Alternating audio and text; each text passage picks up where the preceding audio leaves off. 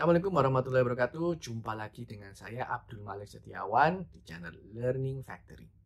Hari ini saya akan membahas analisa saham Indika Energy atau dengan ticker INDI. Mampukah INDI membagi dividen di tahun buku 2023 dan berapa kira-kira harga wajar sesuai dividennya? Saksikan video ini sampai habis. You only live once. Educate your life. Welcome to the Learning Factory by Abdul Malik Setiawan. Oke, kita langsung saja membuka websitenya Indika Energy atau INDI. Di websitenya tertulis bahwa mereka ini sebuah perusahaan holding yang bergerak di sektor energi yang sudah terdiversifikasi ya. Dan mereka sendiri sudah memiliki slogan bahwa mereka akan mencapai net zero emisi pada tahun 2050 ya. Untuk bisnis portofolio yang mereka miliki ada 5 sesuai yang ada di websitenya. Yang pertama dari bidang energi, logistik dan infrastruktur, mineral, kemudian ada bisnis energi hijau, dan bisnis digital ya. Cuma memang mayoritas pendapatan utama dari INDI ini adalah dari bisnis energinya. Untuk bisnis energinya ini kurang lebih sekitar 80-an% sampai 85% ini dimotori oleh anak-anak usahanya. Jadi INDI ini adalah sebuah perusahaan holding, sebenarnya mirip seperti ASII ya atau Astra. Jadi yang pertama adalah Kideko. Kideko ini adalah tambang batu bara terbesar nomor 3 kalau tidak salah di Indonesia ya. Setelah Kideko dia juga memiliki tambang lain yaitu tambang mutu. Dan tambang Kideko dan tambang mutu inilah yang memberikan proporsi sekitar 80% dari pendapatan INDI. Nah, selain itu ada Indika Energy Trading. Kalau ini lebih kepada perusahaan distribusinya ya. Jadi dia tidak memproduksi batu bara, dia biasanya membeli dari dua tambang ini, kemudian dia jual ke klien ya. Biasanya seperti ini, perusahaan trading seperti ini dia didirikan di luar negeri biasanya. Jadi untuk mendekatkan dengan kliennya yang ada di luar negeri. Lalu kemudian bisnis berikutnya adalah logistik dan infrastruktur. Logistik dan infrastruktur ini di sini INDI memiliki investasi di di pengelolaan pelabuhan Patimban kalau nggak salah ya. Jadi melalui anak usahanya Interport Mandiri Utama serta Karyangu Gapura Terminal Energi. Kalau Karyangu ini dia terminal untuk untuk batu baranya dia serta beberapa minyak bumi ya. Jadi lebih kepada anak usaha yang diberikan mandat untuk mengelola pelabuhan-pelabuhan. Terus kemudian bisnis yang sebenarnya mulai digarap oleh INDI adalah bisnis logam ya. Dia INDI ini telah melakukan akuisisi Nusantara Resources Ltd ini perusahaan tambang ya, perusahaan tambang yang bisnisnya sebenarnya di Australia tapi dia memiliki tambang di Sulawesi kalau tidak salah, di Awak Mas. Coba kita lihat. Ya di Sulawesi ya. Ini belum beroperasi ya, tapi ditargetkan tahun 2024 akan beroperasi. Sekarang masih dalam proses pembangunan tambangnya. Nah, kalau misalnya ini sudah beroperasi, ke depannya INDI akan mirip dengan UNTR ya, selain dia memiliki batu bara, dia juga akan memiliki tambang emas. Kemudian INDI juga telah berinvestasi di bauksit kalau tidak salah, di smelter bauksit ya, tapi mungkin belum memiliki kinerja sehingga belum dimasukkan di websitenya.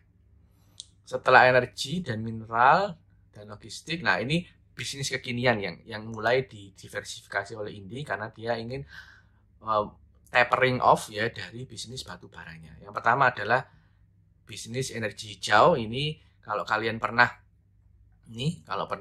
lihat motor listrik Alfa, ini produksi dari anak usaha dari INDI. Jadi diproduksi di Karawang kalau nggak salah perusahaannya. Ini tentu joint venture dengan supplier dari luar negeri ya, mungkin dari China ya, saya nggak tahu. Tapi produksi sudah diproduksi sekitar kalau nggak salah 40-50% atau bahkan 60% komponennya sudah lokal, itu sudah dibangun di Indonesia. Sehingga motornya Indi ini, Alpha One ini dan Alpha yang lain itu sudah memiliki benefit potongan pajak ya, motor listrik. Kemudian ada Emits ya, ini produksi solar panel. Terus kemudian ini juga memiliki Indica Nature. Jadi Indica Nature ini sebuah perusahaan ya yang bergerak dalam pengelolaan hutan ya, pengelolaan hutan yang di situ Indica Nature ini memiliki 170.000 hektar lahan konsesi. Jadi lahannya ini milik pemerintah ya. Seperti kita ketahui di Kalimantan itu kan atau mungkin di provinsi lain itu banyak yang masih bentuknya itu hutan. Nah, itu milik pemerintah, bukan milik perorangan, tapi pemerintah memberikan hak yang namanya konsesi untuk mengelola, ya, untuk pihak swasta mengelola. Nah, dan Indica Nature ini memiliki 170.000 hektar area konsesi yang ini dilakukan dikelola oleh Indica Nature dengan cara yang menanami pohon-pohon di situ ya, yang hasilnya akan diproduksi wood pellet. Jadi wood pellet ini semacam kayu ya, kayu yang kemudian diproses sehingga seperti partikel-partikel kecil yang itu menjadi bahan bakar. Ya, partikel kecil itu maksudnya sekitar 1 sentian lah. Itu dijadikan dalam tanda kutip kayak arang, tapi ini berasal dari kayu ya. Yang itu nanti ke depannya bisa menggantikan energi dari batu bara ya. Lalu dengan adanya kebijakan carbon trading ya, Indica Nature ini kan memiliki 170.000 hektar yang di situ ada tanamannya, dan itu bisa dihitung berapa karbon dioksida yang bisa diserap ya, atau yang bisa di offset oleh hutan milik Indi ini, sehingga nanti misalnya hutannya Indi memiliki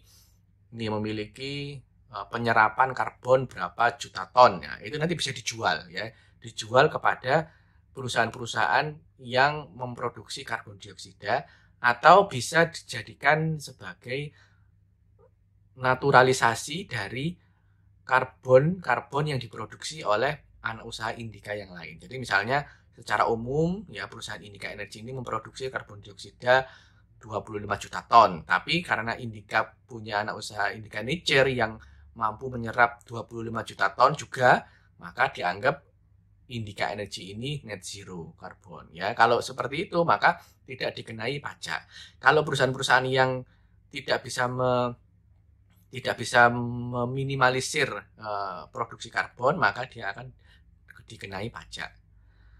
Terus yang lain, yang terakhir yang sebenarnya masih belia ya, ini adalah yang masih belia adalah digital venture ya. Digital venture ini lebih ke arah startup ya, startup aplikasi Sapiens teknologi ya. Yang ini ya hanya membuat aplikasi dan sebagainya, dan kemungkinan kliennya ya dari ekosistem Indica Energy sendiri. Oke, itu profil dari Indica Energy. Sekarang kita lihat bagaimana pergerakan harga sahamnya selama 5-10 tahun terakhir ya. Jadi sekarang ini Indi diperdagangkan di 2053, sekarang tanggal 6 September ya, 2023. Secara 10 tahun terakhir bisa dikatakan ini harga di kurang lebih di MA 200-nya ya. Sedikit di atas MA 200. Jadi kalau bisa kita lihat ya, harga tertinggi di tahun 2018 adalah di 4.000, sementara harga terendah ada di 97 ya, sempat jatuh banget ini ya 2016. Nah, berarti 2000 ini ada di tengah-tengahnya. Ya enggak mahal dan enggak murah kalau bisa dibilang dari periode 10 tahun terakhir. Saat ini memang semua perusahaan batu bara sedang berada di level yang oke ya.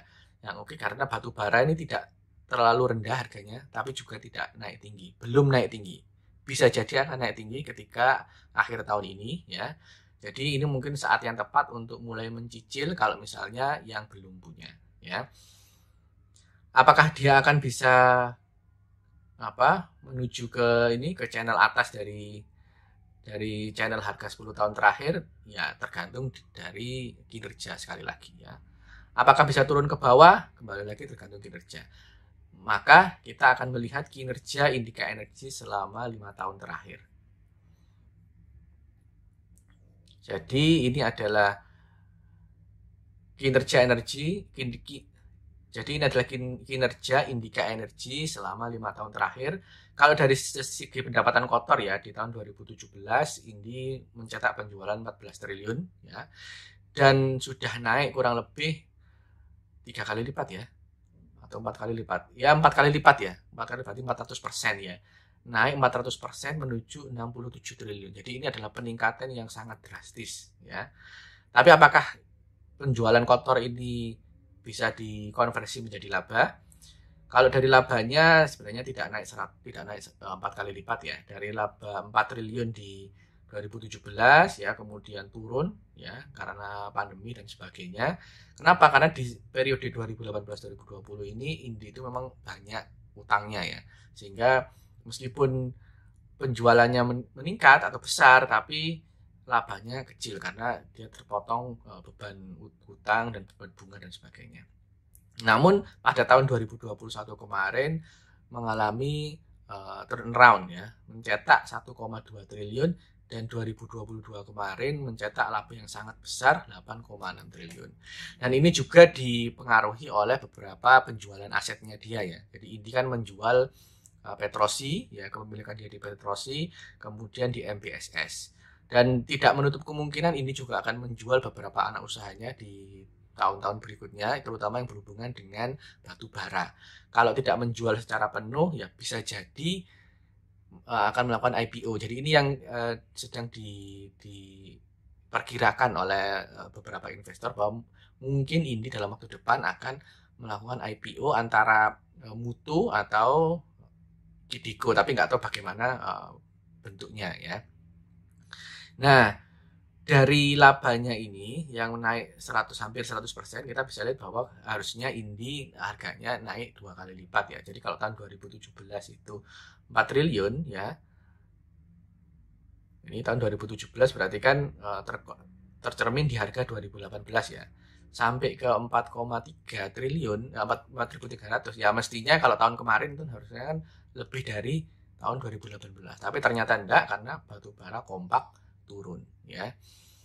Oke, sekarang bagaimana kinerja Indi di tahun 2023? Yang kemarin karena harga batu bara yang dari 400 sekarang menjadi 100 sampai 120-an ya. Kinerja Indi pun turun drastis, jeblok ya. Selain itu ya karena adanya IUPK atau iuran pengelolaan, semacam iuran pengelolaan tambang ya, yang itu sebagai pajak jika perusahaan batubara ingin mengimpor batubaranya. Nah, meskipun secara penjualan itu sebenarnya kurang lebih tidak terlalu jauh beda ya, first half 2023 ini 24 triliun, kemarin 27 ya, tidak jauh beda, tapi labanya turun drastis ya. Jadi laba first half 2023 ini 1,3 triliun, sementara yang kemarin 2,9. Berarti lebih dari 50% turunnya. Ya, sekitar 60% penurunan labanya. Maka dari laba yang sekarang ini, tentu kita tidak bisa menggunakan TTM ya, karena harga batubara juga dalam waktu ke depan mungkin tidak akan bisa naik ya, seperti akhir tahun 2022. Kalau bisa sama seperti sekarang, stabil aja sudah syukur ya. Jadi kita bisa pakai annualize ya, yang paling mendekati ya. Jadi dengan perkiraan laba 2,694 triliun di akhir tahun, maka EPS dari Indi, earning per share-nya akan berada di sekitar 517 ya. Jadi ini kurang lebih EPS laba per saham yang diproyeksikan pada saham Indi. Lalu kalau misalnya labanya 517, berapa dividen yang akan dibagikan Indi pada tahun ini dan tahun depan ya? Karena Indi tahun kemarin membagi dividen 2 kali ya. Tahun kemarin Indi membagi total 208 rupiah ya. Sementara tahun kemarin labanya Indi itu laba per sahamnya ya 7 triliun dibagi 5,21 ya. Coba kita hitung. 7 bagi 5,21. 1.300 ya, 1.300. 205 per 1.300 berarti 15% ya. Berapa tadi? 208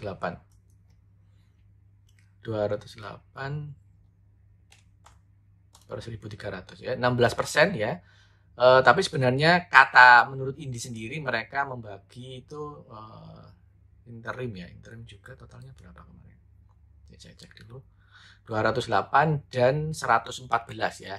Meskipun 114 ini dibagi di 2022, tapi mereka menganggap ini adalah interim dari tahun buku 2022. Jadi kalau misalnya kita tambahkan berarti 322 ya. 322. Ya, tadi kan 1.300 ya. Berarti 322. Jadi Indi membagi dividen tahun kemarin dengan dividen payout ratio 25%-an ya. Jadi kalau Indi memiliki IPS 500, maka dividen tahun buku 2023 ini akan diberikan 125. Pertanyaannya apakah dibagi interim atau enggak, atau hanya dibagi sekali? Saya enggak tahu ya. Seandainya tidak dibagi di interim, maka saya yakin akan ada penurunan saham Indi yang cukup signifikan di pasar reguler ya. Dan itu bisa digunakan sebagai titik entry ya. Tapi kalau seandainya bagi dividen mungkin akan tetap menjaga saham Indi masih stabil harganya. Dengan 125 kalau kita beli di harga sekarang di 2090 ya, maka dividennya hanya 6% ya, hanya 6% dan itu tidak terlalu bagus sebenarnya ya. Oh ini baru naik ini ya, nggak apa, karena market sudah buka ini ya, hanya 6%.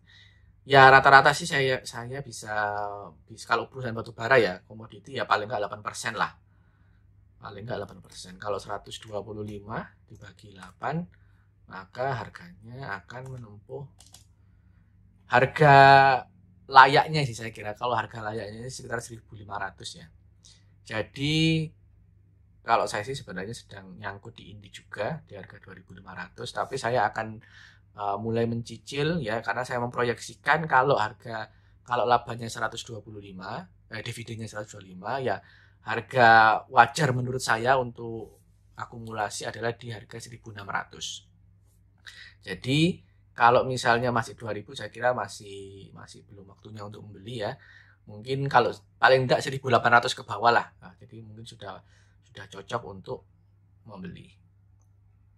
Kenapa? Karena Indi ini memiliki riwayat dividen yang kurang bagus ya. Artinya dia baru saja bagi dividen 2 tahun terakhir ini ya, 3 tahun ini. Tahun 2023, 2021 sebenarnya tidak bagi, tapi di 2022 dari interimnya. 2020 bagi lumayan, 2019 bagi juga lumayan, 2018 bagi 2 kali ya. Oh ini interim ya, 100 tambah 150, ini 100 ya. Nah sebelum tahun 2018 dia nggak bagi, kosong karena rugi ya. Tapi dengan 5 tahun riwayat 5 tahun terakhir yang terus membagi dividen, saya sih optimis Indi akan membagi dividen dan paling nggak ya kurang lebih 125. Itu proyeksi dividen Indi menurut perhitungan saya. Oke, jangan lupa klik like untuk video ini jika kalian merasa bermanfaat dan subscribe untuk bisa menyaksikan ulasan-ulasan analisa saham yang lain dari saya. Terima kasih. Bye. People do many things in their life. Sometimes we fail. Sometimes we succeed. But we always learn from them. Welcome to the Learning Factory by Abdul Malik Setiawan.